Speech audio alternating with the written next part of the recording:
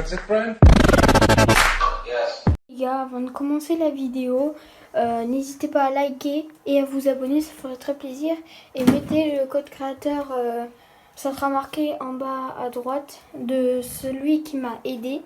Et n'hésitez pas à s'abonner à sa chaîne aussi, parce qu'il m'a beaucoup aidé pour cette vidéo. Et bye bye, bonne continuation, bon visionnage et voilà. Qui était-il? En réalité, on ne sait pas trop, on sait juste qu'il a entre 18 et 30 ans. Enfin bref, remontons à ses origines. Midas était un enfant comme les autres. Petit, il rêvait d'être policier.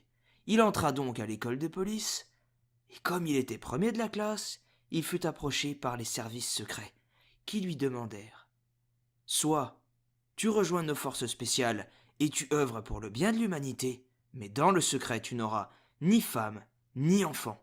Soit tu restes un policier comme les autres. » Midas répondit tout de suite oui, il était super emballé. Mais avec les années, il commençait à se demander s'il n'aurait pas mieux fait de fonder une famille.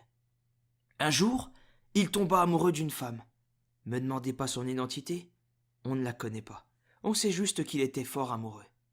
Peut-être est-elle encore en vie, mais il paraîtrait que non. Un jour, Midas la perdit. Elle mourra. Comment? Eh bien, par une raison toute bête. Elle faisait ses courses, quelqu'un la braqua et la tua, parce qu'elle ne voulait pas lâcher son sac.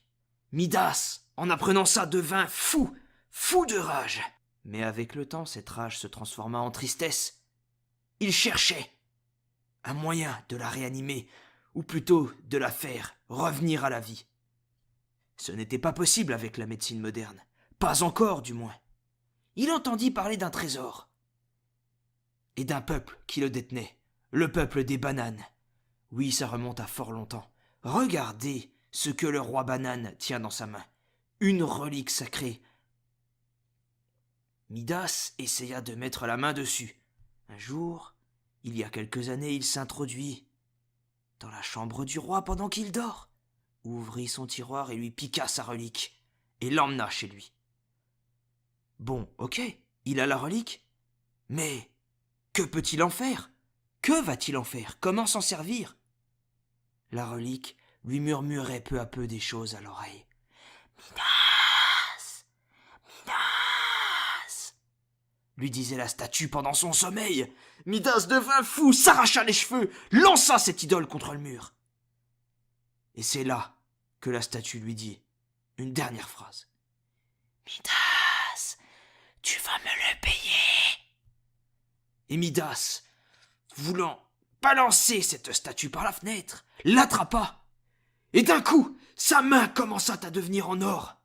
Sa cupidité, sa soif de pouvoir, d'argent, et surtout pour ressusciter sa femme, lui coûta très cher. Sa main commença à se transformer en or. Il eut très peur, se toucha le visage. Mais son visage aussi, peu à peu, devint de l'or, mais pas entièrement. La progression est très très lente. De temps en temps, ce qu'il touche se transforme en or, l'empêchant de manger pendant plusieurs jours. Car oui, je vous mets au défi de manger de l'or. C'est pas possible. Midas, par la suite, va changer de camp. Va essayer, par tous les moyens possibles, des expériences sur des humains. Il se lança dans le kidnapping, le meurtre, la torture, le cambriolage, tout ce que vous voulez. Il essaya toutes les solutions, parce que plus le temps passait, plus tout ce qu'il touche se transforme en or, ainsi que lui-même, l'empêchant de manger et de boire. Imaginez-vous, toujours une envie constante de manger et boire, mais cela n'est pas possible. Tout ça à cause d'une malédiction. Bon, on verra si Midas va essayer de redevenir le chef de l'agence, ou s'il va continuer à basculer du côté obscur. Enfin bref, sur ce, si la vidéo vous a plu, petit pouce bleu, abonnez-vous et